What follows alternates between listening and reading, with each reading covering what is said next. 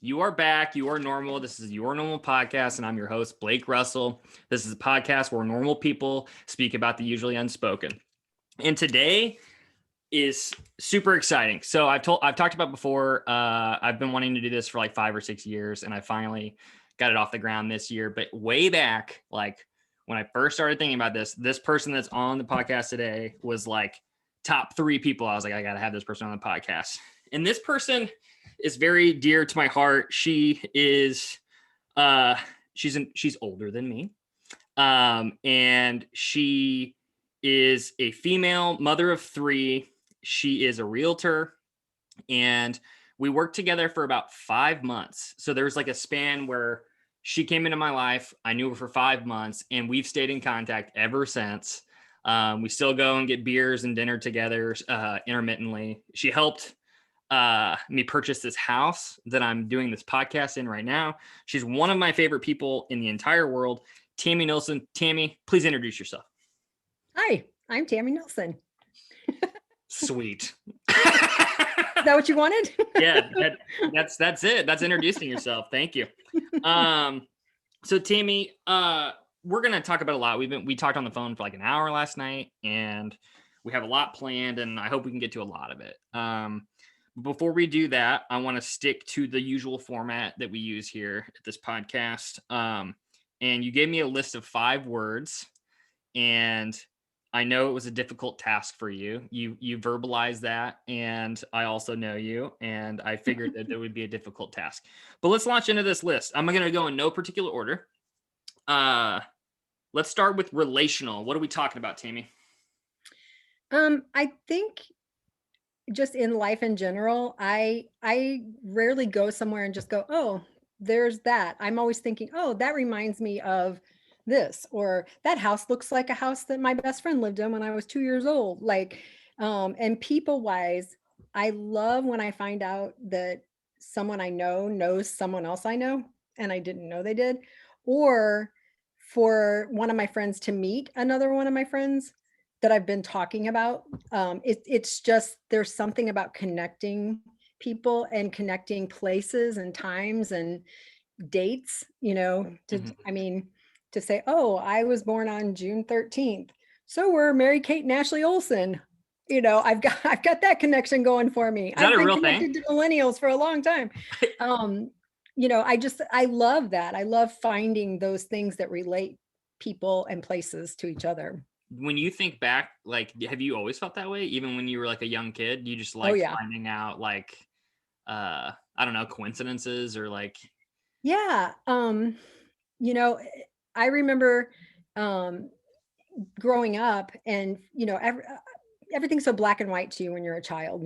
Your life is this way. When you find out other people's life isn't, like, I remember that really throwing me and trying to find, and I wonder if that's not why I'm this way now, trying to find the things that were in common with those people, to connect with them, because growing up as a single parent, or not, I wasn't a single parent, my mom was a single parent.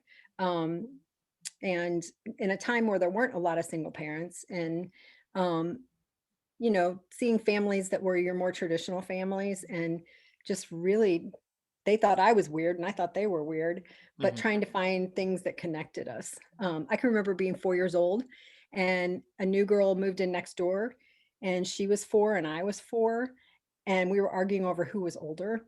And she said she was older because her birthday was in February. And I said I was older because I was going to be turning 5 in June. Mhm. And but like, we had this argument through the chain link fence about who was older, but that was how we were relating to each other. Um, so yes, I've been arguing with people for a long time. I Yeah. don't think that. But yeah, I think I've probably always been trying to see what was what I had in common with someone, um, because I felt so different from them. So And I think that I want to stop you there because it makes me really happy that you're on the podcast. Because if people haven't gathered by now, like the whole point of me doing this in some form or another is to like connect people that usually wouldn't be connected in ways that like people don't normally talk about. yeah. So I think it's super cool that you're on here, and I know you've been listening to the podcast, and you've been texting me and saying like, "Oh, I thought about this and this," and it's a cool thing that it's like connecting with you on a personal level and that you're here and you're able to like do that for other people. So thanks for coming up. Thanks. And I will just say every time I've listened, like obviously I don't have age-wise, I don't have anything in common with most of your guests, but um it's been fun to listen and to hear people again, this idea of people that I would probably not on paper have anything in common with, but listening to their stories. And first of all, I think every one of them are incredibly courageous for coming on and talking about their struggles or things that they've gone through or are going through. I mean, I'm blown away by that. And vulnerability, I think, is something that I'm always drawn to, but I'm always, as I'm listening for, hey, I feel like that too, or I've thought about that too. So yeah, I think it's cool. So That's you're music doing to a my great ear. thing. That's music to my ears, Tammy. Let's keep going on with this list here. We have a lot to cover, and I'm super stoked. Let's go with evolving. You chose the word evolving. What are you talking about there? Again, I think when you come into the world, you are at an early age told what it's going to be. What is your life going to be? What's expected of you? What's expected of you as a human being? What's expected of you as a gender? What's expected of you? And, I, growing up as a child in the 70s, a lot of things were changing in the world, but at my level, there was still a very much, this is what it's going to be. And at least I were, it was a very black and white person. I mean, you told me that, I took it as the God's truth. Mhm. Um, and so I think as I've gone through life and as I've met other people and I've met people who, um, whether they want to or not, they're not the norm. You know, they're not necessarily trying to buck the norm. They're just not, it's not that for them. Mhm. And, I feel like I have evolved a lot from having very strong black and white, this is right, this is wrong, this is the way it should be, this is the way it shouldn't be, feelings to slowly but surely evolving based on what I've been, who I've been exposed to or experiences in my life to say, I don't think I feel that way anymore. I don't think I believe that way. I think, um, and this will relate as we move on in our conversation, but I think, a lot of that has to do with coming from a very, very strictly religious background Mhm. and kind of my understanding of what I believe God to be, Mhm. to change and what I believe, the purpose of humanity, Mhm. um, be to change. And so even sometimes, ways that I think I've evolved a lot, and I'll say something to one of my millennial children and they'll go, Mom, like, and I'm like, what? Yeah. I'm proud that I've evolved this far. And you're telling me, and I mean, it's a constant push. It's a Mhm. constant push to, and it's something that I try not to shrink away from, but to say, change is good. I I remember when I first started working on a computer, they would tell us this information is static information. It will never change. And this is dynamic information and it will change and it will flow. And again, the relational part of my brain said, I never want to be a static person. I Mhm. want to be a dynamic person. I want Mhm. to change and evolve and let the experiences that I have bring me closer to being who I truly am. Mhm. But because I have given into it has to be this way, Mhm. I've limited myself. Yeah, and like, but we're gonna get into like your religious background and your upbringing and all that. But it makes total sense that like when you come, because you're saying that you like to progress and you don't want to stay stagnant with the way that you think about the world. And that's going to probably translate into this next word. But like considering how I know that you were brought up and stuff, it just makes sense that like your kids would look at you like, wait, like what? But you're seeing it as progress. And I just think like I wouldn't beat yourself up on that, or anybody that's like taking longer to come around to whatever, if whether it's marginalized people or whatever it is, like as long as you're progressing and you're making that attempt to not remain the same, kudos. So I want to ask you about this next word, philosophical. Are we talking like Thomas Hobbes, everybody's selfish? What are we talking about here? I'm Philosophical. Socrates. Um, no, I struggle to find a word that I think just envelops the way I view the world and the way my mind thinks. And I thought philosophical, but I looked up the definition just to make sure I was right. Mhm. And it is, there's a constant questioning in my head for, you know, it's the way I think. It's a questioning. It's seeking knowledge. I went back. I didn't go to college when I was younger. I did for like 3 months till I ran out of money. But I went back to college in my 30s to get a degree because I still have this. I love learning new things. I love finding out new things. So there's that quest for that that at least matches up with the definition in Wikipedia. But I don't think I rarely, and I get in trouble sometimes with people who are more, I'm here to have fun. Let's just and have kind of a, because I'm constantly questioning and thinking and what is the purpose of me working here for 5 months and meeting these people? What is I'm constantly thinking that. Mhm. Um, Even with my clients now, Mhm. sometimes I'll be like, I don't know if we have a real connection. But then I'm like, well, that's a challenge. I need to figure out how they think so that I can figure out how we can come together. And Mhm. um, yeah, I don't know. It's just kind of the way my brain has always thought. And I will tell you, I've had people my whole life tell me, you think too much. You think too much. And my answer to them, not out loud, has been, I don't think you think enough. Yeah. I think you just kind of bounce through and don't take into account what you're saying and how it affects the people around you, or even to give thought to anything besides let's have a good time. I think it's great to have a good time. I struggle to just have a good time. There has to be a meaning for it. Yeah. I relate to what you're saying, like in a more broad sense, like if I'm thinking about it as like shit, I lost my train of thought, Tammy. That happens sometimes in this world. I just had a podcast with Monica Johnson, if you listened, and she was talking about her chronic illness and how she spaces out sometimes. And I don't have a chronic illness. I just space out sometimes. So sorry about that, listeners. And I'm of a certain age and space out sometimes. So here we go. We space out sometimes. It's all going to be good. Damn it, what was it? It was good. Doesn't matter. Let's move You'll on. come Yeah. back to it if you think of it. So let's talk about these seem like in the similar realm to me, philosophical and then now spiritual. Without going too much into religion, if you dabble into religion at all within this answer. I mean, I do think they kind of overlap, but I think you can be philosophical without being spiritual. And I think, I hesitated with keeping spiritual on the list. But I think at the heart of it, I do have I do believe that there's more to the world than what we see. I do believe that there's a higher power. I do believe there's a purpose and a plan for every person on earth. And I think I used to have very narrow ideas of what that purpose and plan could be.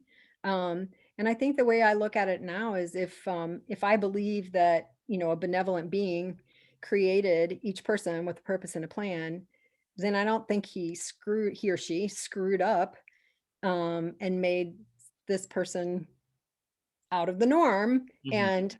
And I think sometimes, if I'm honest about how I feel, and it sounds weird saying, but I think sometimes I think maybe we shortchange the higher plan for people when we put them in boxes and make them feel like the person who created them either screwed up or wouldn't love them the Mhm. way they are, like they don't know how they were. Mhm. And so I think about things from that lens. Not just philosophically think about it, but I do think about it from a spiritual level. Mhm. Um, I think there's a difference between, to me, spirituality and religion.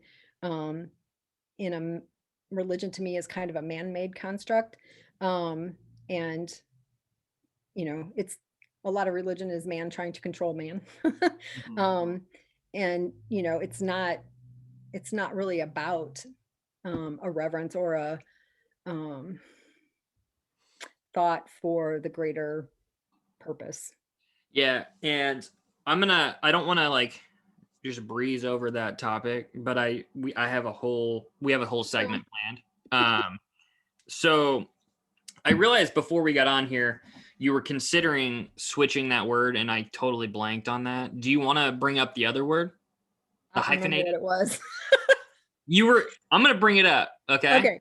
You were saying that you consider yourself as a self-critical person. Oh gosh. Yeah. Okay. Yeah. What do you want to talk about that? Like what's going on with that? No, I graduated when I did graduate college. I graduated summa cum laude, and I still felt like I did a crap job. Yeah. I was like, I could have done so much better, even though my lowest grade was an A minus. I was just like, I could do better. I know I could do better. Um, and as a realtor, you know, I get reviews from clients sometimes, and I almost cry because I feel like, gosh, I feel like I could have done so much better for them. And if they don't get a house because the market's nuts and somebody else was willing to risk more, I take it really personally. Mhm. And I'm trying to get better about having confidence, and just most people think I'm a pretty confident person. And I don't think I consciously fake it. I'm an outgoing person. And I think sometimes that gets taken as confident. Mhm. And I think a lot of that has to do with my upbringing too. Again, we'll get into this, but being in a super, super, super strict religious background, I mean, you were either in or you were out. You screwed up, you did one thing wrong, you know, you stole milk out of the refrigerator, you were going to hell. I mean, it was just that. And so there was a need um to always be being my best. And I'm a people pleaser. So I wanted to please my mom. She'd been through a lot in her life, and my sister kind of didn't care. Mhm. And so I always felt that need to please. And so I think that just created in me this really criticalness. And again, that idea of, I don't want to be a static individual. I want to be dynamic and growing. Um, I think people like that have to be really careful that they understand they can still grow and adapt and change and become better, but be content with themselves as they are now and be proud of who they are now Mhm. while still growing. And I think that's a challenge for me. I think that that makes total sense, and I think it's like a fine line between like ambition and like self-criticalness. Like it's somewhere in between. Like you want to push yourself to be better, but you don't want to like kind of tip over the I don't know, the hand. I don't know what item you would tip over. But I if you tip it over, then you get into like what's kind of the unhealthy thought patterns, and like then you give yourself anxiety and things like that. And like you just it's a fine line. And I think it's hard too because I'm not competitive. I'm not a competitive person at all. Yeah. And I think, most people who are driven, in my experience, are competitive. Mhm. They have that side to them. I, in nothing I do in life, do I ever think, I got to do it as well as them, or comparing myself to them. Early on in my marriage, I can remember my husband, I'd say, we really need to work on our marriage and this, whatever this area is. And he would say, I mean, Tammy, we are so much further down the road than John and Jim and whatever. And I would be like, I don't care. Their marriage is not my marriage. I Yeah. want us to be better. And so there's never been a competitive component to it. So it's not even like I feel like, oh, I'm competing and I'm being hard on myself so that I can beat someone. It's just Mhm.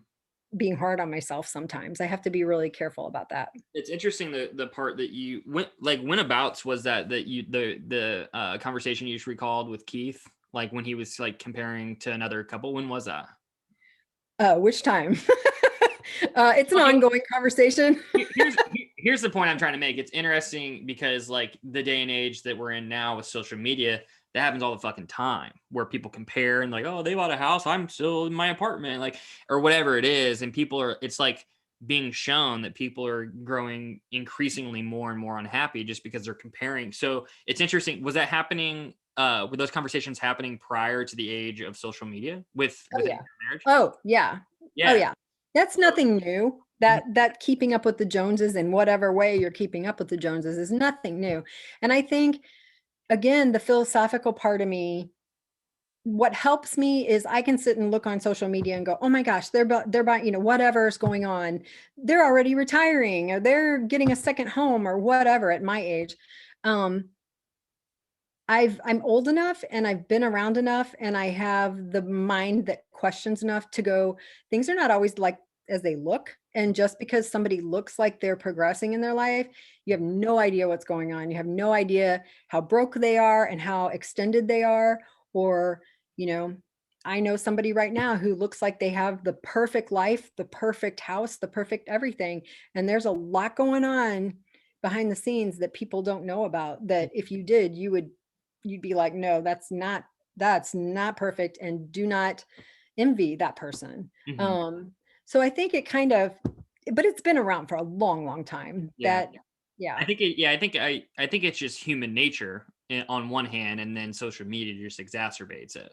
Uh, exactly. I and I don't agree. really, I mean, like kind of the contrary to what you were talking about earlier when you were talking about like kind of growing up more like in a family that was very black and white, and then as you got older and you evolved, you started questioning things, and then like with exposure you're like, oh, this person's a person. And the contrary to that is like on social media you fuck man, I'm spacing out a lot today, Tammy. This is so embarrassing. Am I intimidating? No, I'm just I'm spacing out. teasing you. Maybe I haven't had enough caffeine. uh I did think of what I was gonna say earlier when you were talking about philosophical. um in general, I feel like because you were talking about how people told you that you think too much, and then you responded like, I don't think you think enough. And I think I when you said that, like it evoked like, oh man, that's a familiarity for me, and like I related to it so hard because I feel like in general, like when I'm looking at the world and things that are bigger than me that are important, I tend to want to be proactive towards things. And I think the majority of the people, I don't know if it's a Western culture thing or if it's just a person thing, but I think people tend to be more reactive. Like people just want to stay the course. And then when shit gets met, when they lose a loved one, then they're like, oh my God. And I like to like be thinking bigger than that and like, but it's also a fine line because if you're always thinking about what could happen and like what, then it kind of brings an unhappiness too. So I don't know if one's really better than the other, but I definitely identify with how you were describing, like a more proactive, you're thinking a lot approach to the world. I think there has to be balance. Hmm. I think I do wish I had, sometimes I wish I had more of a personality that could just stop the thought process and have fun, Hmm. and enjoy and relax and not think 7 steps ahead and what's going to happen if this happens, or and just relax. I mean, I can count on probably one hand as many times as that's happened for me in the last 5 years, that I just, on a big scale, like, okay, I'm going to just go with it and see what happens. Hmm. That's really, really hard for me. There's a lot of warning flags that come up in my head the minute something gets brought up. And I struggle too with that, to not, you know, if there's an issue or a problem and, my spouse says, let's do this, this will help, let's do this, to not completely shoot it down. Hmm. I've been told, I don't know this for a fact, but I've been told that when I argue, I it leaves no room for any argument, really, that I shut the person down. And I'm always shocked when people tell me that, because do I argue passionately? Yeah, I'm going to tell you how I think and Hmm. how I feel, and I'm going to probably be pretty, but I'm never meaning to tell you whatever you're thinking is stupid. I want to hear it. Bring it on. Yeah. Um, we've had the conversation. I'm like, well, maybe you should just buck up and keep talking, and because I'm really not telling you not to. I just feel very strongly about how I feel. When you were just talking about that, it made me like chuckle inside because it made me think last night, Sam, full disclosure, Sam and I got into a little argument, and it was a silly argument. I was playing video games late at night, and then she texted me and she was like, do you want to watch the end of this documentary? And I was thinking, and I was like, yeah, I do. So I like told she can hear upstairs when I'm down here. She can hear me apparently, and I just told a little white lie before I got off to my friends. I was like, hey guys, I'm pretty tired, I'm gonna go to bed. And then I went upstairs and she was like, you had to lie. And I was like, what? And she was like, you have to go, you're tired and you're going to go to bed. And I was like, and then I started trying to like just make a joke out of it. But she was like, no, you lied. We have to talk. And then we got into this back and forth. And like there was a period where it got kind of intense. And I just realized in the moment, I was like, I've met my match when it comes to arguments. Like, we're very similar in the way we argue. And then we started talking about that mid argument. And then by the end, we were just laughing. And then it was over. But like, it's just so funny how people argue differently. And I relate to what you were just saying about how like I want to like just end it all and be like, you heard me, okay. But like, I'm also open to hearing the other person. Yeah. And I'm really not meaning to say, this is it. You've heard me. I just, if I'm passionate about what we're arguing about, I'm not a person. I mean, this is my face. I tell people all the time, I don't have a professional face and a normal face. This is it. And if something hits me and strikes me weird, you're gonna see it. I mean, my face is gonna show it. I'm passionate when I'm not when I've done any like business speaking or anything like that, I have to be really careful to just, you know, neutralize my tone, I guess. And I guess I need to start doing that. Although it's been this long, just learn how to live with it, right? Yeah, just But I probably need to learn how to neutralize my voice when we have those arguments. I love that so much. It's a funny thing. Sam, love you. If you're listening, love you. So I want to get into the nitty gritty because we're about 25 minutes into this thing. And the first topic I want to talk about is like how the hell you and I are friends, right? Like, how does this happen in the world? So, and what I mean, like I described at the very onset of this episode that we knew each other for like a 5-month period. We worked in the same department, but we didn't work directly within the same, we didn't have the same job. You had a different job than me. And you were in an entirely different office. And I remember when we were on the phone last night, you were like, what was your first impression of me? And I was like, I thought about it really carefully. And I described, like, for anybody that doesn't know Tammy, I think she alluded to it earlier, is very outgoing. And she, like, as soon as she got hired, there was like a lot of turnover. There was like our supervisor was leaving and there was a lot of change. And if you listen to the Stephanie episode, it was just kind of like it wasn't a great time working at that place at that point. And Tammy came in and she was like, I have snacks. And like, she was like dancing around the apartment or not the apartment, the office. And she was very outgoing. And I remember thinking to myself, the very initial thing was, I was like, I'm envious of this person and people like this person because I don't have that ability to just like go into a new situation and like make it feel like I have been there for years and years and years. So I don't know. I was drawn to that. And then I don't know. I want you to speak a little bit about this. Like, what do you think it is with people and like connections that are made that can't really be explained? Because like we're like 20 years apart. We're from completely different backgrounds. You've raised a family. I'm just some guy. You know, like I don't know. Like, what do you have to say about that? What do you think goes into that? You know, I don't know that it's quantifiable in words, really. It's I think some of it is like-minded in that I feel like both anytime I've talked with you, anytime, even if we talked about this right before we came on, you know, we were either having really deep conversations or we were just looking at each other, cracking up laughing for no reason.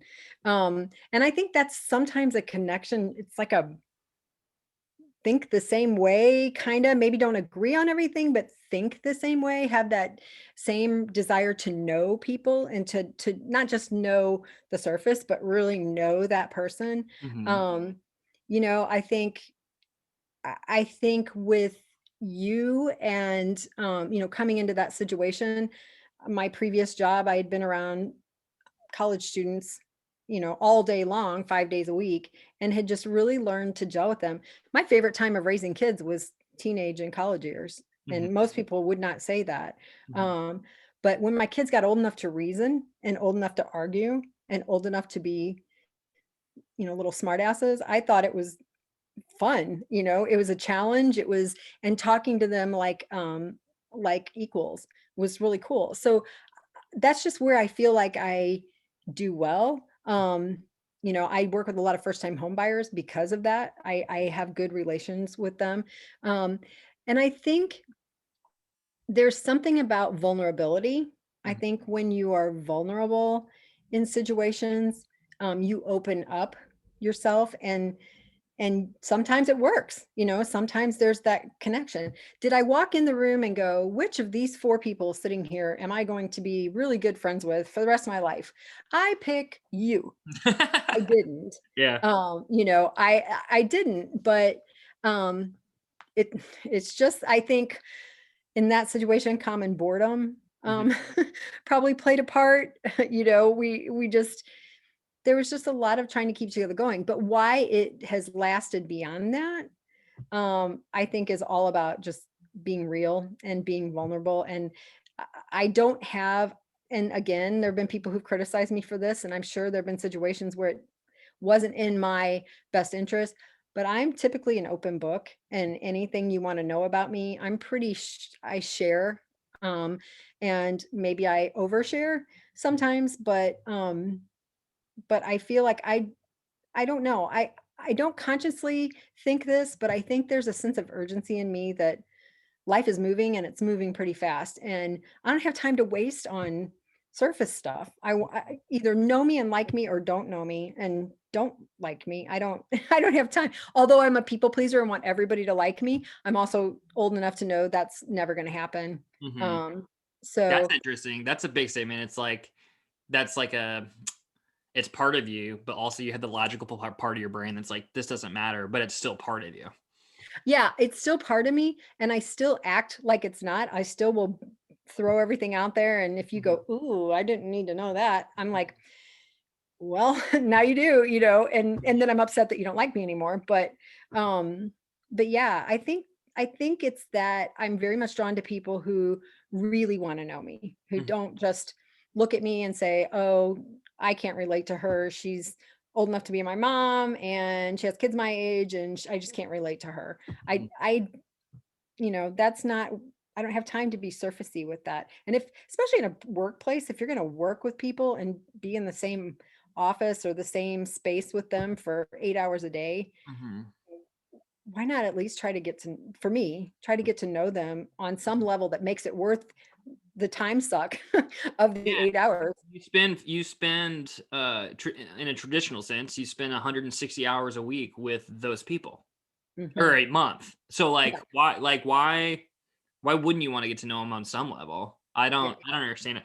And I also like I'm like you in that like I don't really at 31 years of age, I don't really associate with people that aren't going to be like unfiltered themselves because I just don't I feel the same. Like I don't have time for this. I don't want to I have limited time for social time and like enjoyment and like why would I want to be spending that with somebody that's not going to really be themselves? That doesn't make any sense. yeah, So I totally identify with that.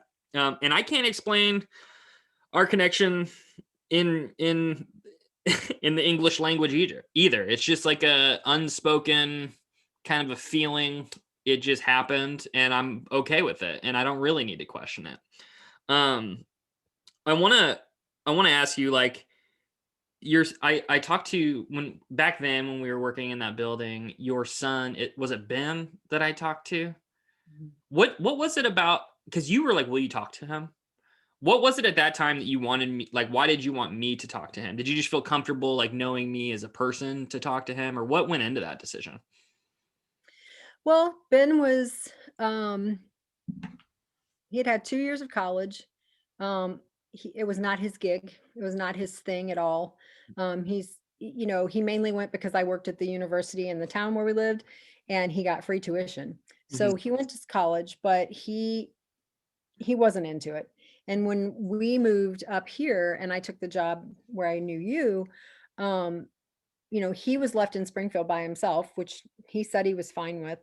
But I think that's when we first, and I don't even know if then I really knew, that he does struggle with some clinical depression. mhm, And there were some conversations with him that were concerning to me, not like dire concerning, but concerning. And mhm. just, I'd watch you with students, I'd walk in the room to do something in the room where you guys were, and you'd have a student sitting there that you were talking to. And I just feel like you were somebody that he could probably relate to. Yeah. Um, he shortly after that, I think the next year, he went out to Portland and lived for 4 years, and kind of did his thing in Portland.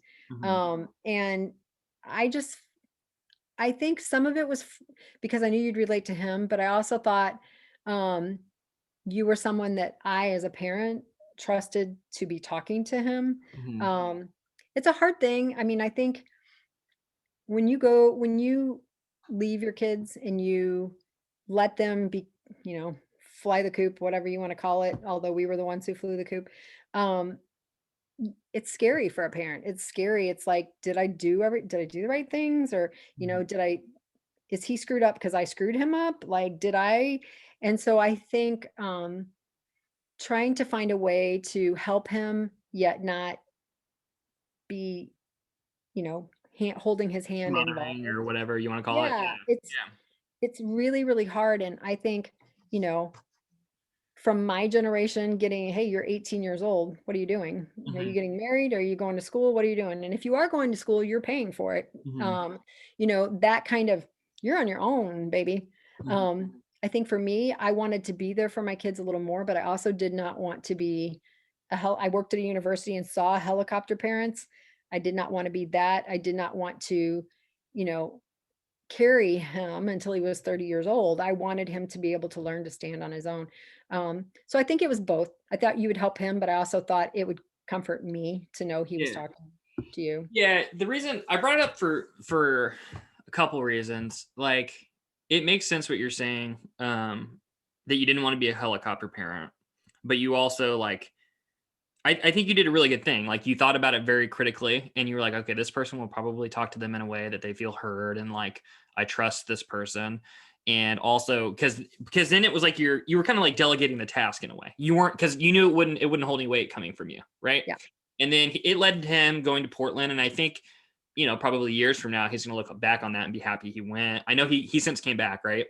Yeah, he came back last year, right at the Yeah, yeah. beginning of COVID. Yeah. Yeah, so, the reason I bring it up, I guess, maybe it's selfish for me bringing it up, but, like, I thinking about that conversation with your son, when I think back about it, like, I was at a point that I was very stagnant, professionally and, like, personally, because of that place and, like, the 2-year process of grad school, and, like, I'm a therapist now, but even when I was going through, like, my provisional license period the last couple of years, I remember my licensing supervisor, she asked me, like, what have you found yourself passionate about? Like, what topics and things like that. And I remember thinking, when she asked me that question for the first time, I thought about my conversation with your son Ben, and I was like, well, I like really like to talk to people about huge transitions in their life.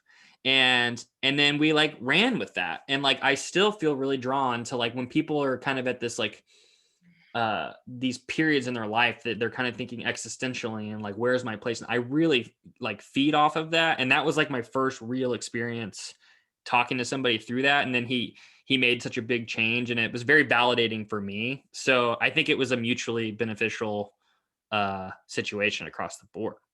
I think too, you just kind of hit on something that was the reason why we clicked, why you and I clicked. Hmm. In that you like helping people through big transitions. It's Hmm. really funny because my tagline for my job is supporting you through life's biggest transitions.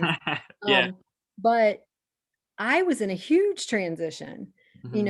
I was coming from living in Springfield for 16 years and with 3 kids, and suddenly I'm empty nest and back up here with just me and my husband, and my mom was dying, my father-in-law was dying. There were huge transitions going on in my life. I had a job I loved in Springfield. Hmm. I came to a job I didn't so much.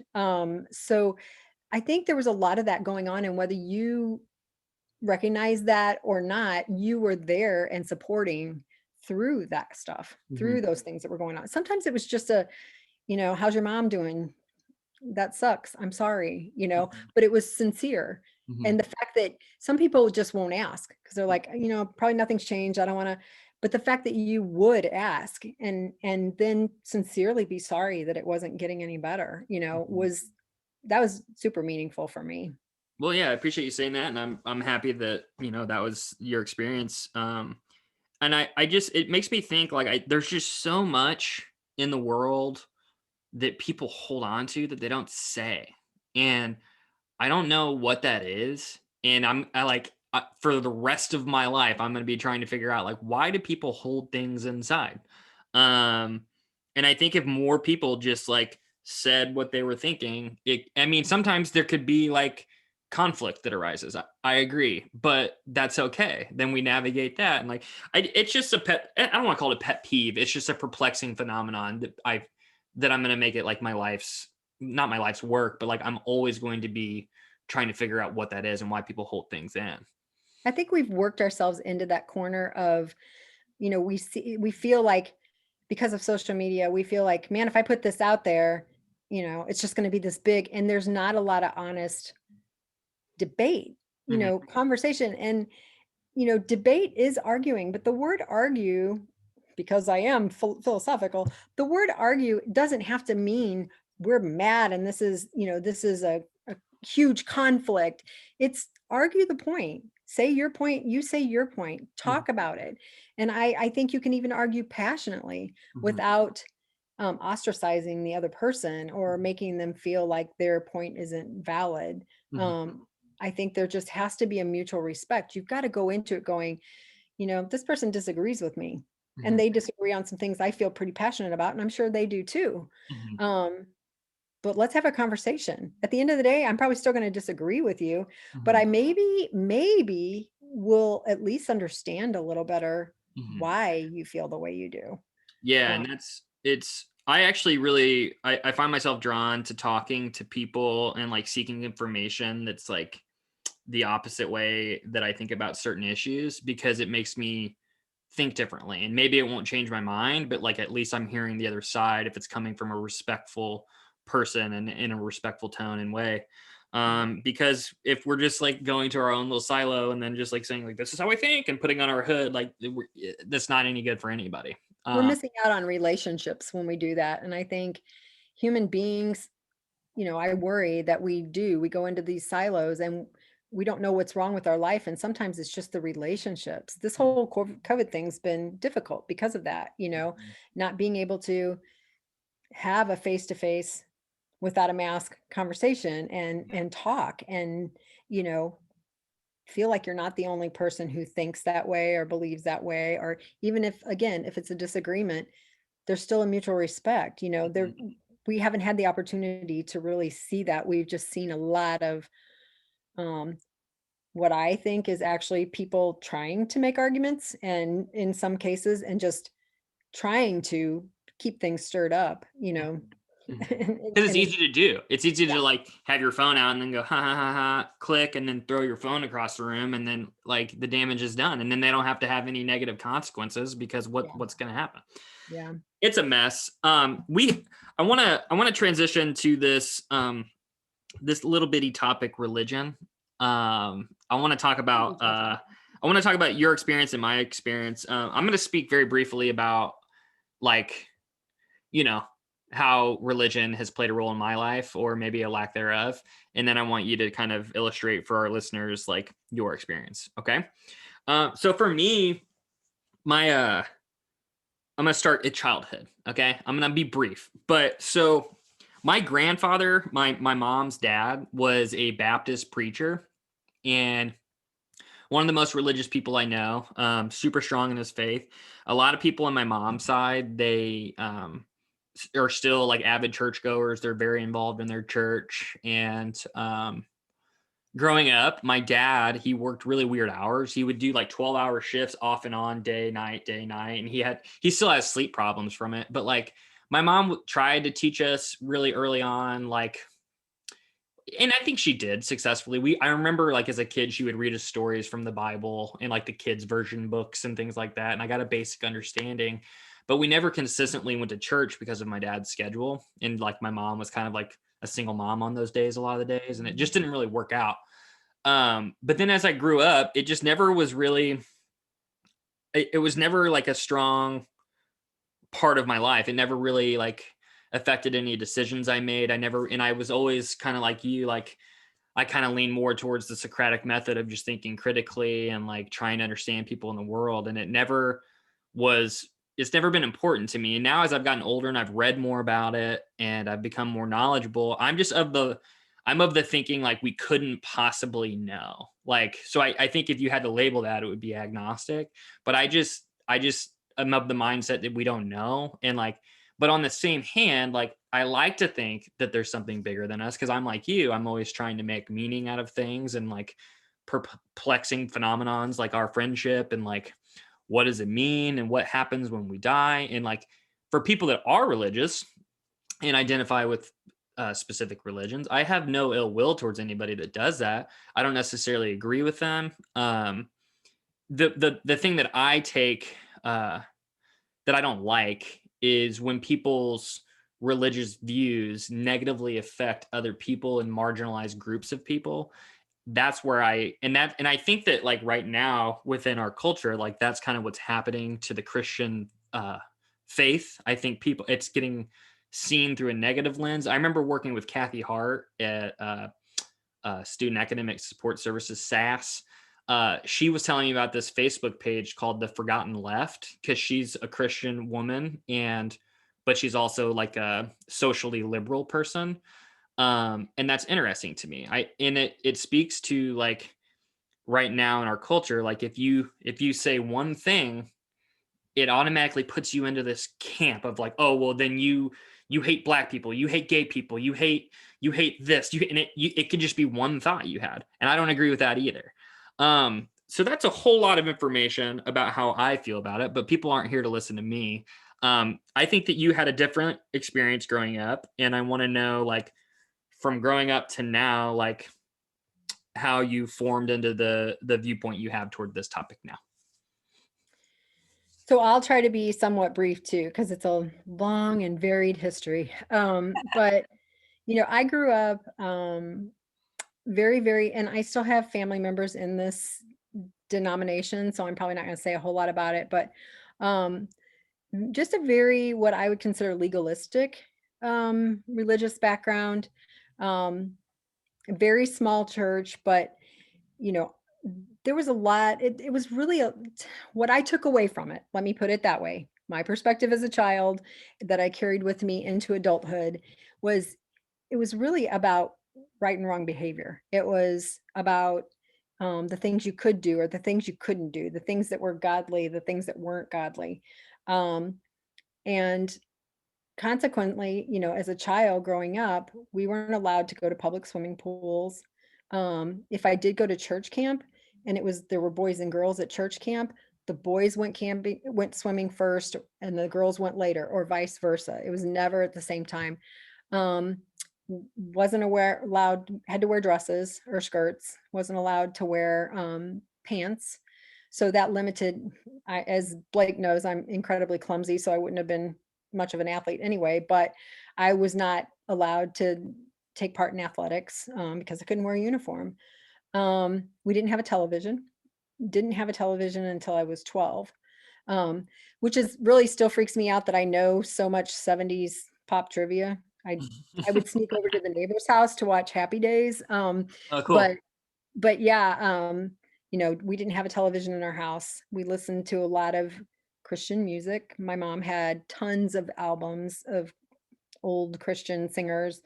Um, and so and there was this idea that I formed in my head and that I think was kind of borne out in the practices of the church that, you get saved, you ask Jesus into your heart, but if you screw up, if you make one mistake, there are no mistakes, those are sins. And Mhm. if you sin, you're right back to going to hell and you got to start all over again from the beginning. There's no grace, there's no understanding. It's just that black and white. And I think that that atmosphere fosters a lot of judgment between people. I can remember when one family in our church, people found out they had gotten a TV. There was like a whole Wednesday night service about it. And it was just, it's a freaking TV. They wanted to hear the news, whatever they wanted, Yeah, it's not a it's big deal. TV. Yeah. But it became, I think just so my mom got remarried. My dad died when I was 2, and my mom got remarried when I was 12. And we started going to a different church, not as legalistic, but not by any means, loosened up a whole lot. Some things were okay to do. I could finally go to a dance at school. I could finally, mix bay, whatever. And we did start wearing normal clothes. But I was so comfortable in that. I was so comfortable in the way I had, like, comfortable is a hard word, because growing up I felt very ostracized by other people because of not being the same. Even Mhm. though I'm this outgoing person, there was, I think I told you last night, when I started back to high school after a couple of years in private school, kids would look at me and go, "Oh, you're the girl that used to wear dresses, right?" Mhm. Like, and that was really pretty much all they had to do with me, and so there was that to it. But still, this next church experience was still, I still got the idea that people were judgy. And I mean, I probably was judgy too, Mhm. because that's what I'd been raised to be. And I can remember some lady in church one night in a service, like, they were singing a song or something, and she thought it was a great song, and she, like, raised her hand getting blessed, and she had a massive pearl ring on, and I was like, how can you be with that big old ring on your hand? I just remember that so well, of going, and because that's how I had been raised. Mhm. Um, but then, just, I get married, we move away, we have different church experiences. And then in 2003, we helped church start a church in Springfield. Um, and I think that whole time kind of just opening myself up more to different things, but still having some very set lines of what was right or wrong. But then we started this church that we helped start, and it was very much a church about serving, and serving people, not serving each other. Well, I mean, we did, but more about, what's the need in the community? Do we have homeless people? What are we doing for them? Are there kids who don't get bikes for Christmas? Let's give them bikes. And there were no strings attached to it. And the grace that was extended to me, and that I saw extended to other people, that had nothing to do with, okay, now you're going to sit down and listen to a gospel message. I remember a guy coming in to get a bike for his kid, and he kept asking me, "What's the catch?" He wouldn't let his kid have the bike. He was like, "What's the catch?" Mhm. I was like, "There is no catch. There's no catch." And Mhm. he, like, "You're not going to make us, like, come and sit in a service?" No. And I mean, we went through the whole thing, got his kid's bike, got it adjusted, and they're leaving. And he turns around to me and he's like, "I'm sorry, I don't get it. What's the catch?" And I was like, "Merry Christmas. Yeah. That's all it is. Here's a bike." So I learned a lot from that. But I think the biggest turning point for me was struggling with some of the things, that I thought were wrong or had been taught were wrong, lifestyle choices, and w- not being able to understand how, if this is wrong, how do we still serve? How do we still, like, how do we do that without it being. And then I started working at the university, and worked in student affairs, and met students, you know, met kids who were kicked out of their house because they came out, Mhm. met kids who just were very expressive in their homosexuality, Mhm. and finding them as human beings, and just, they were hilarious. Some of them were so funny, and Can I ask you just. a question? Can I ask you a question? At that point in your life, just so people that are listening, like, no, and I'm not trying to throw you under the bus, but like at that point in your life with your religious background, did you have a negative outlook on homosexuality, or were you like, I don't want to say were you against it, but like, did you have a more negative view towards it at that time, but prior to like having exposure to these students and these wonderful kids? Yeah, I would have to say yes. And I would have to say, when I really stopped and examined it, it had more to do, not that I um read anything or saw anything that I was like, that's wrong. Hmm. That's not the way God intended. It wasn't that. I think, if I'm honest, it had to do with my own comfort level. It had to do with discomfort. Hmm. And so, tying all that up, here's where I have come to with my spirituality. I think, I really do believe, I mean, I follow the teachings of Jesus. I do. But I look at what Jesus said, not what everybody has made of subsequent people, and what they have said and what they have determined to be right or wrong or whatever.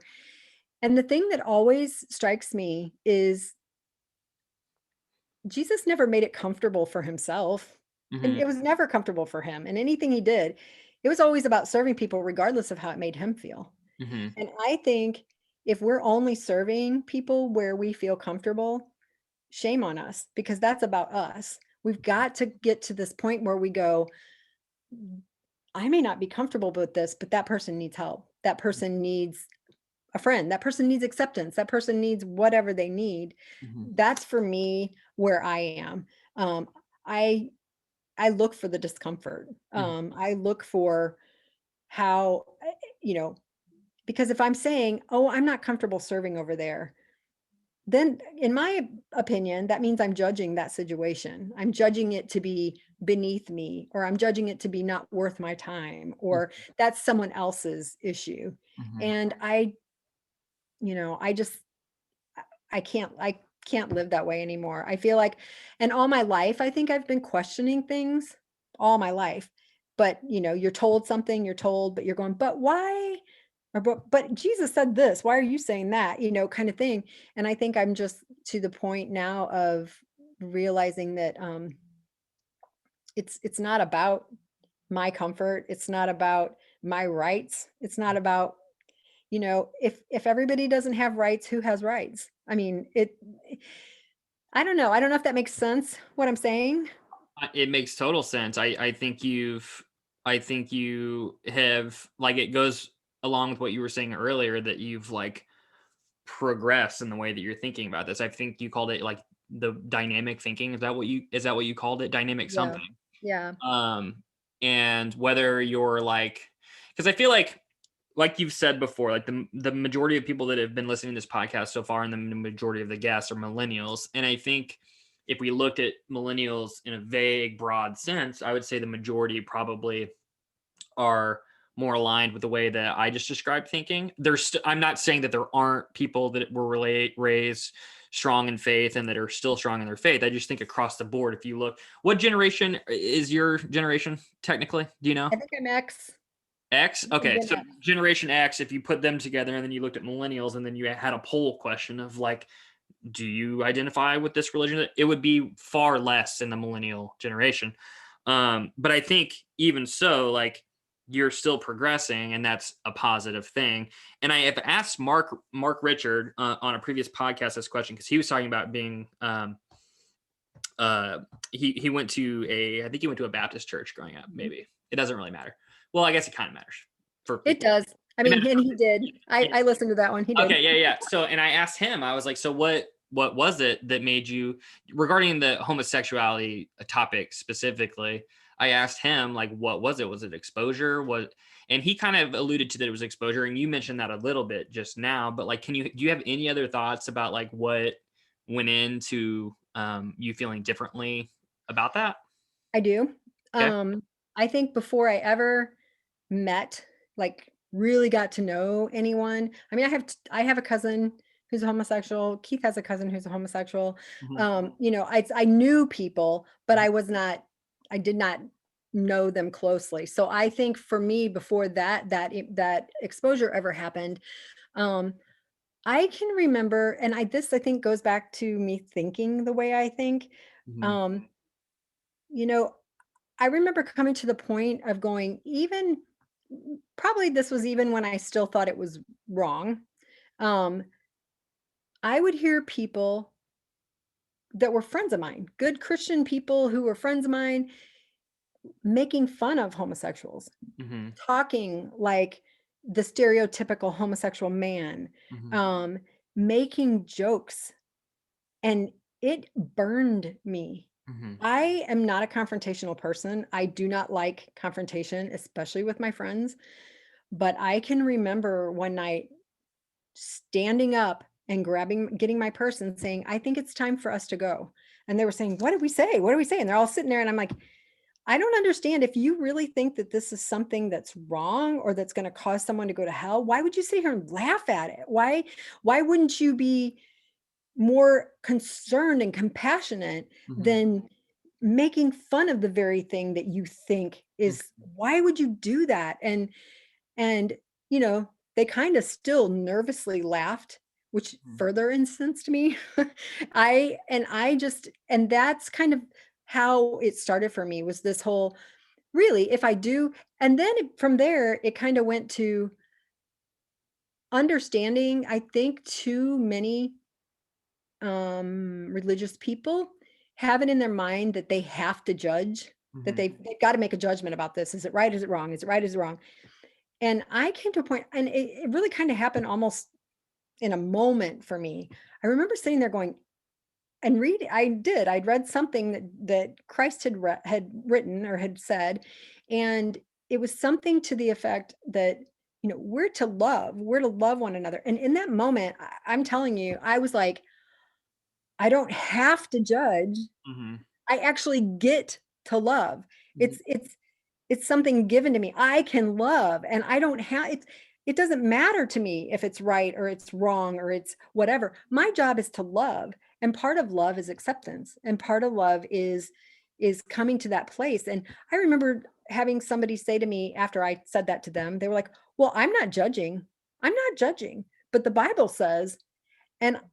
And I don't this came to me, "Okay, well, tell me what judging means. Like, what does a judge do?" "Well, he decides if somebody's guilty or innocent." "Okay, great. And what does he decide that on?" "Based on their actions." "And what else? What does he weigh their actions against?" "The law." "Okay. And so does he look at the law, look at the behavior, and then he says you're guilty or innocent?" "Yes." "Okay, then you're judging because that's what you're doing. You're using the Bible, you're using the law and saying, based on this, you're guilty." Mhm. And that is judgment. Mhm. That 100% is judgment. And Mhm. that's really kind of, and at that point, I'd say I was definitely changing in my attitude about it and my thoughts about it. But I think until I really met people, I still had my moments of discomfort. Mhm. Um, I think it's funny. I mean, I'll just admit this. I think sometimes, like if you're watching TV and you see, you know, um, same sex scenes, Mhm. I'm less comfortable watching a lesbian scene than I am 2 men, and I find men sometimes are just the opposite. I'm more comfortable now watching either one, but Mhm. I don't tend to watch a lot of sex scenes, period. Hetero, homo, I just You don't fast watch a lot forward of through them? and I've also never been super curious about other people's sex life. I mean, again, it's not my sex life. I'm not comparing against it. Mhm. So I don't I so there's that part of me that's like and I'm not uncomfortable with I want to say meeting a lesbian meeting, I'm not uncomfortable with that at Mhm. all. Mhm. I just there's still that discomfort for me in watching something that is not my experience. Yeah, Um you had, like, roots firmly planted within a way of thinking for a long period of time, and then you slowly have been uprooting them, and there's just some, like, residual effects is all you're yeah, describing. Yeah, and yeah. that's okay. Like, that And again, I mean, ask my husband how many times I turn off a heterosex scene. I'm Mhm. like, "Why? I don't need to know all of this." I just, like, go through It just it. goes in and then Like I'm like, "I've had 3 kids. I'm pretty sure I know how this actually sorta works." So, yeah. Okay, so, well, I appreciate you sharing all that. I think that was an interesting dialogue. I feel like, for me personally, that was the first time I've said, like, publicly what I said about religion, and I always thought it would feel much worse than it but I feel okay right now. It's just how I feel. I Uh, accept you. thanks, Tammy. Hopefully everybody else does too.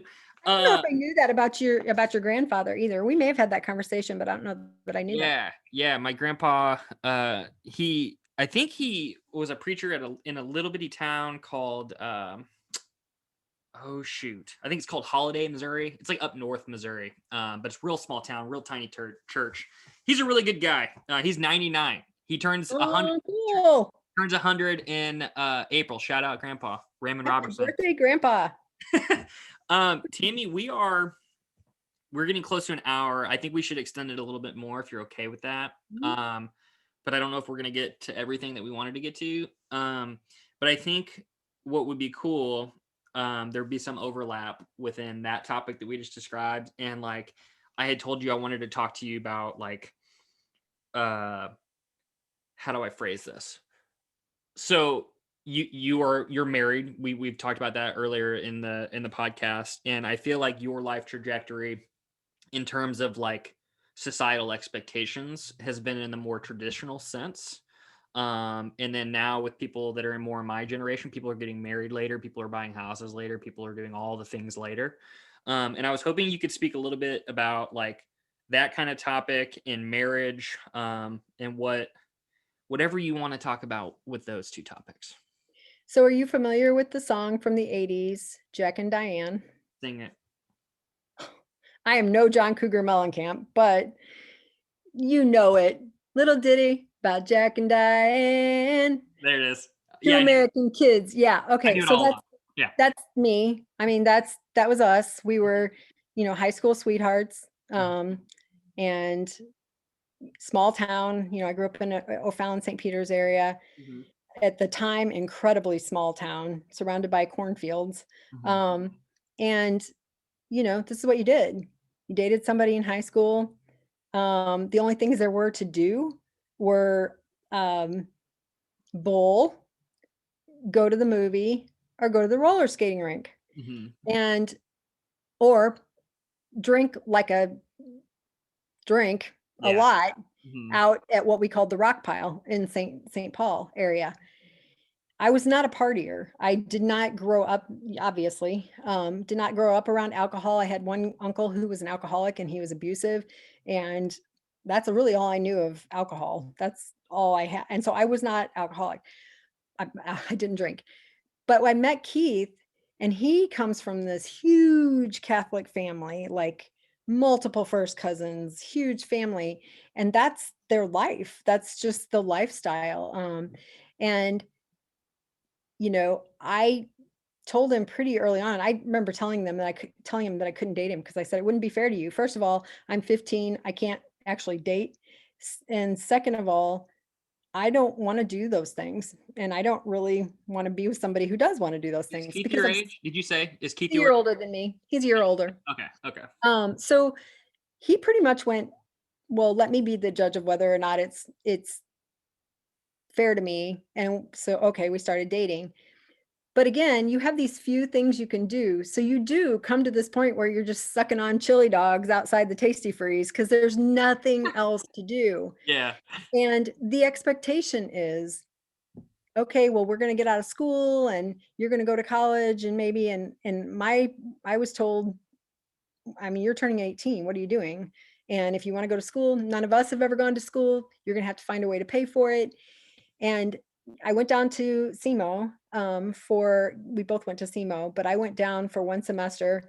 Again, ran out of money because I had no idea how much money it took to go to college. And all the people in the dorms around me had parents paying for snacks, and I'm paying it out, not realizing I'm not going to have any money here pretty soon. Mm-hmm. And I can remember being at Keith's apartment and sitting on his bed, and we were looking through financial aid stuff, and we figured out that if we got married, he could get a Pell Grant. He'd get a bigger Pell Grant, and instead of getting like $500, he'd get 1,000. And so that's how we made our decision to get married. Like The we were like, romance in the air. No. we're gonna do it anyway. So Mhm. why not? Just get the extra 500 cash. Yeah. Plus, I was super, super worried that I would get pregnant and have to get married, and I had no idea how I would ever live with my mother if I did that. Yeah. So we did. So we got married. I was a week away from my 19th birthday, and he had just turned 20. Mm. So we were really young, so we get married. And honestly, even then, there was a point where I went, I don't know if this is what I want. I don't know if this is what I want. And we were married about 2 years, and we separated for a while just to figure out. And I remember saying, I don't even know. I don't know if this is what I want. I don't know who I am. I know who my mom wanted me to be. I know who I think you want me to be, but I don't know who I want to be. And Keith said to me, I want you to be whoever you're going to be. Mm-hmm. You become whoever you want to be. I just want to be with her. Mm-hmm. And I will say that was a long, long, long, long time ago, pre Blake. And he's kept that promise. I mean, he's really never been limiting. There's few things that he asked me for, but as far as who I am and who I'm becoming, he's never once said, I don't like this. And so, so we get back together, and then what do you do next? You Mm-hmm. have kids. It's just the next thing you do. So I had been told that I wouldn't be able to have kids, or that it would be very, very difficult. So, I had a miscarriage. Then we had Zach. and then waited 2.5 years and said, my sister and I are 2.5 years apart. And I'm like, that's as far apart as I want them to be because they won't be close to each other. So we had Daniel, and then Daniel was 9 months old and I got pregnant with Ben. Mhm. And I went back to the doctor who told me that I probably wouldn't get pregnant and said, you were wrong. I need to stop this. We have no money. I need to stop this. Mhm. So you just kind of get in a groove of, you have kids. When you have kids, I mean, I applaud people who are waiting to have kids to know that that's what they want to do. I'm glad I had mine early because I'm enjoying being actually a grandmother Mhm. at this age. But people who wait, I think, to know who you are, to be able to do the things that you wanted to do, and do them while you can enjoy them and have the money to do them is admirable if that's what you want to do. I enjoyed there are hard times in raising kids, but I think I enjoyed most of it. And again, once they hit the age, middle school was like I remember people saying, I hate middle schoolers. They're so arrogant and so sarcastic. And I'm like, yes, they are. I love Yeah. it. I like in my teaching and like counseling career, like that was my favorite age range to work with was the middle schoolers. But I have, two of my sons are married now, Mhm. and one of them has children. One of them has been married for 8, almost 9 years, and they do not have children. They, lived abroad for a while and are establishing themselves now, and they want to have kids, but they're waiting till they feel comfortable.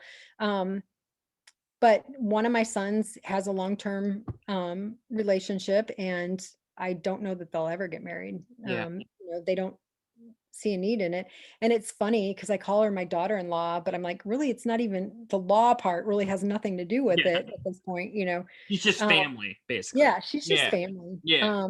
But I include her in when I talk about my daughter-in-laws. I don't Yeah. it's hard when it is an expectation, that was set up for me and that is in society. And it's not something I've explored a whole lot, how I feel about, should marriage be abolished? I've never really thought about it. Mhm.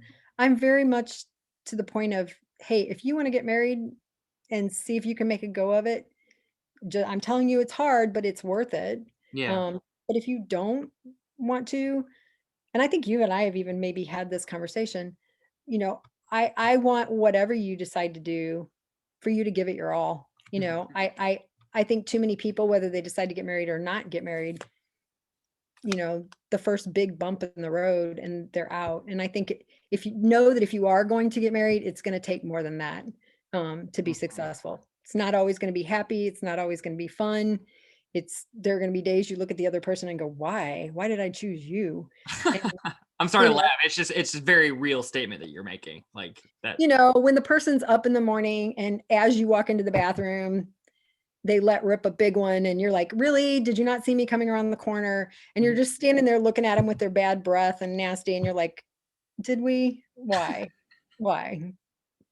It's just life. I'm being Yeah. real. I But I think it's worth it. I really, really do. We've been married for almost 34 years. Um, long time. I'm proud of the life we have. It's not perfect. We are not perfect people. We've made really dumb financial decisions, you Mhm. know. Maybe I screwed my kids up by, the way I was raised and trying to make it better for them. Mhm. Um, but I think what I do have are kids who talk to me about it, and say, gosh, I got this impression from this that you said when I was a kid. And just being like, wait, what?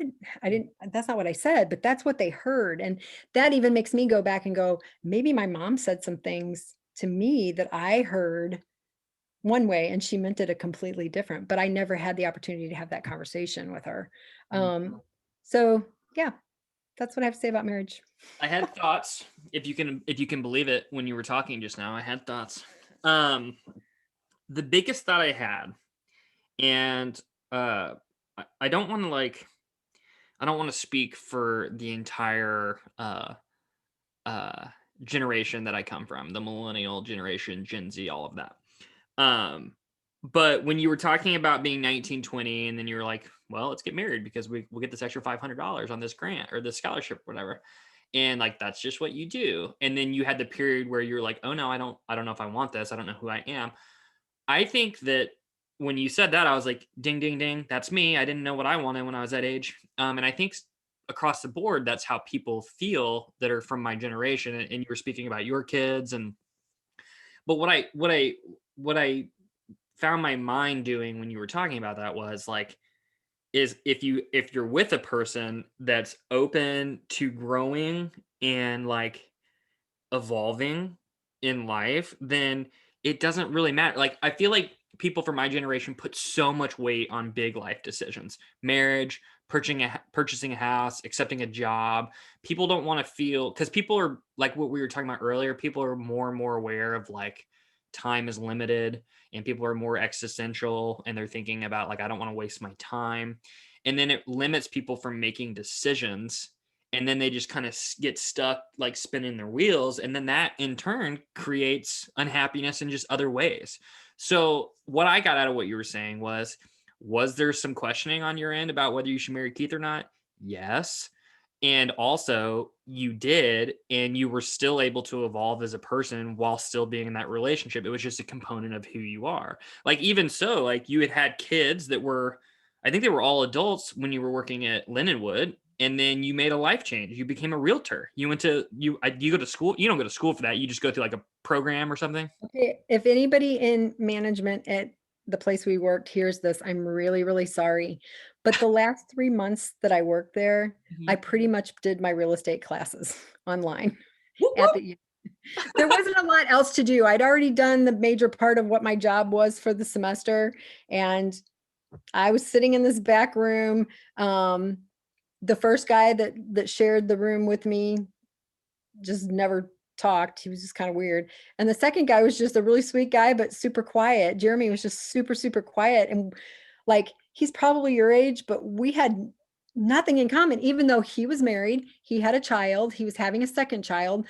We did not have that same connection. So nobody cared what I did. I just sat there. Yeah, I did all of my classes for real estate. Yeah, Um, it's funny. I'll throw myself under the bus too. I was watching a lot of YouTube, and I was doing a lot of things I shouldn't have been doing either. you and Steph watched a lot of movies. We did I watched like an entire season of Game of Thrones, and it I was a remember wild. walking in one day and I looked at Stephanie's desk and I was like, "Are you watching a movie?" And she goes, "Yes." She had And like I a was like, she had a "Okay, blanket and all stuff. right, okay, yes." Yes. I'm not judging. I'm not judging. But yeah, Um, in answer to what you said, mhm, here's what I think. I think people sometimes, and I hate to say your generation, I think people in general mhm. sometimes get this idea that there's this one right path in life.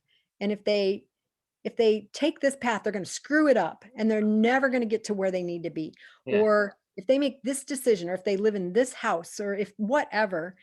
And I think, regardless of whether or not I had gotten married young, I would have still been not sure of who I was.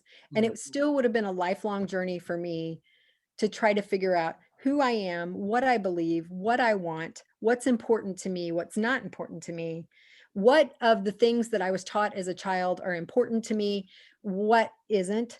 And it would have taken a whole lifetime. And I'm still doing that, mhm. So I think married or not married, really, it's just a place in life. It's just it was a decision. It's a decision that even when I had second thoughts about it, the future was do this on my own with not a lot of support from my family emotionally, but do this and try to find who I am.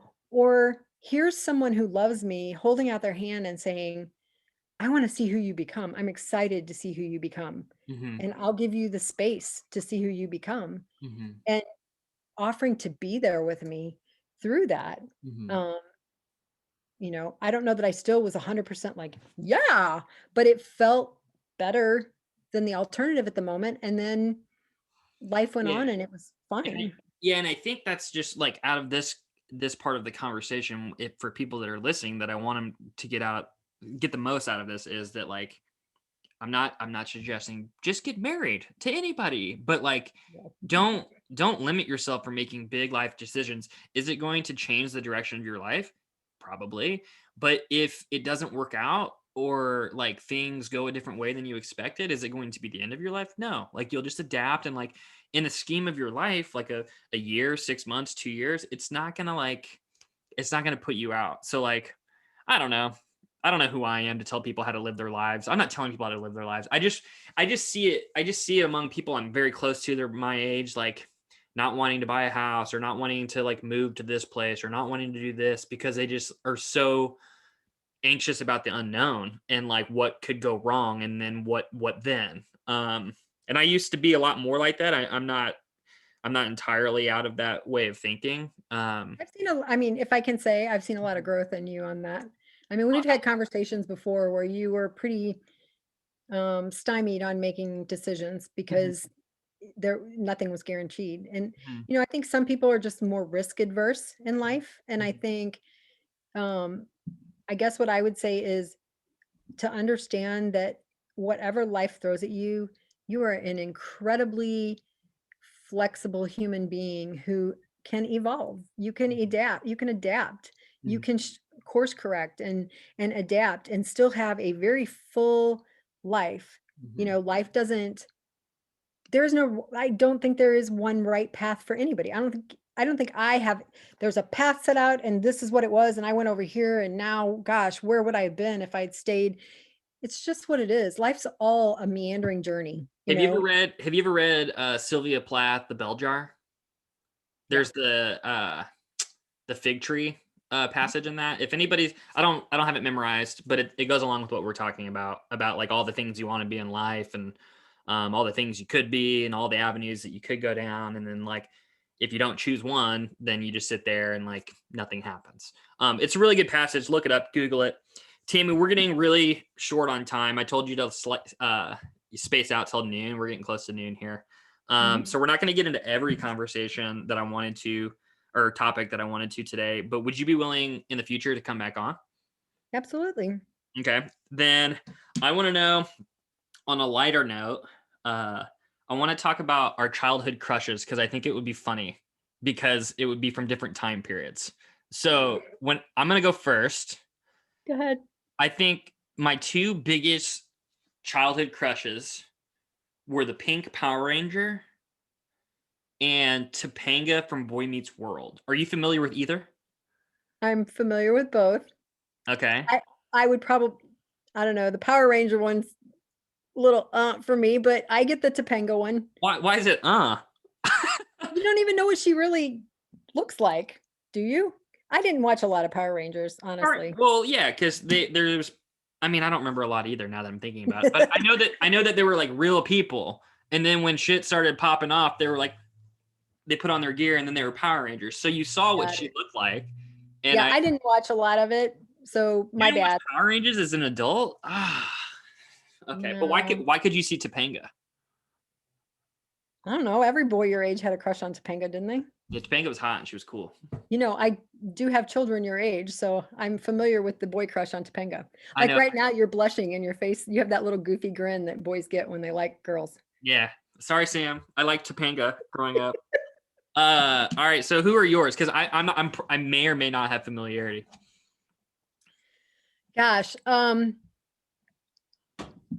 guess first, the biggest one would be, I hate to say this because he's such a douche now, um, Scott Baio from, Happy Days. He was Chachi on Happy Days. Oh my gosh, I thought you would say the Fonz. No, ooh, no. What's his name in real life? Arthur Fonzarelli was his character. Henry Winkler, no, Okay, not Henry not Winkler, but Scott mm-mm, Baio. Scott Baio. Why? He's so cute. I know the name Cute. and I know the character, but I can't see Like, his face. recently, he's been on some, he had his own reality TV show. He's just kind of Ah, yes. but Yes. when he was Chachi and part of it was because, like, he liked the family on Happy Days, he liked their daughter, Joni, and then they had this spinoff called Joni Loves Chachi, Mhm, and I here's me as a child, I wanted to be Joni, therefore, I was in love with Chachi. mhm. So, I, that was uh, that was my big one. I did a quick Google search, and I'm gonna say this. I feel like there's some similarities between the way that Scott Baio looks and the way Keith looks. Do you see I it? can see that, especially if you'd seen Keith in 1983 when I met him. They both had the feathered back hair. Yeah. My other big crush, this was when I got just a little bit older, and again, you're gonna be, because you know him as an old man, um, Tom Selleck, Oh, wow. Magnum PI. He was real broad-shouldered. He Yeah. had these 2 really deep dimples, Mhm. and these He's a handsome guy. He's very masculine, like big jaw, he like is a man's man. I mean, he was a man's man for the early '80s. He was very, he was a Marlboro man, so he did the Marlboro mm. ads, earlier. So he was, yeah, he's just that Yeah, man's man kind of. he's a guy that, like, when for other guys that aren't as masculine as him feel emasculated by thinking about him. He's very manly. Do you wanna know who my crush is now? Yeah. Just No, it's gonna be creepy because now everybody knows how old I am. Um, be a creep. Just be creepy. Let's get creepy. it's my guilty pleasure. Like, times I hate him and I'm creeped out by him, and other times I really like him, but Adam Levine. Oh, yeah. That makes sense. I have a crush on Adam Levine. Who doesn't have a crush on Adam Levine? Well, that's true. And when I was little, I kinda had a crush on all of the, uh, Charlie's Angels. Yeah. I really wanted to be the one with the long brown hair. Can't remember her name or her character's name, but, Jacqueline Smith is the actress that played her, Mhm. and but everybody would go, "No, you're more like the Kate Jackson character with the page," she Mhm. was the smart one, and I was like, "I don't wanna be the smart one, I wanna be the pretty one." Uh, um, I don't know who my now crush would be. Ask Sam, she probably knows. Yeah, I'll ask Sam. Um, okay, so we're kind of at the end of this thing. I wanted to give you an opportunity. We've talked about you being a realtor. Do you want to plug the business? Do you want to tell people what's up? Do you want to? What do you want to do? Well, I don't wanna take advantage of this time that you've given me because I really appreciated the conversation, but I am a realtor. I mean, if you wanna know, that takes up probably most of my time these days. It was a perfect career to go into, being empty nest because I had nothing to fill my time, and this completely fills my time. And really, as a realtor, I feel like I don't mother people, but I nurture them through the transaction, through the whole process. Mhm. I'm big on educating clients. I don't want anybody to ever, write a contract and get into a house and this whole big legal thing without really understanding what it looks like and what their rights are. And so I take that really seriously. I love working with first time home buyers. It's difficult right now because the market, inventory is low, demand is high, and that makes prices high because they can be. And so there's a lot of competition to get into a house. If you make an offer on the house, probably at least 9 other people are making an offer on the house. Um, but I've really enjoyed coming up with and learning strategies for, working through that and trying to help people get into the homes. Um, I'm also big on once you're in the home, I'm not just like, "Well, there you go. See Yeah, you later. Hope it doesn't fall down around you."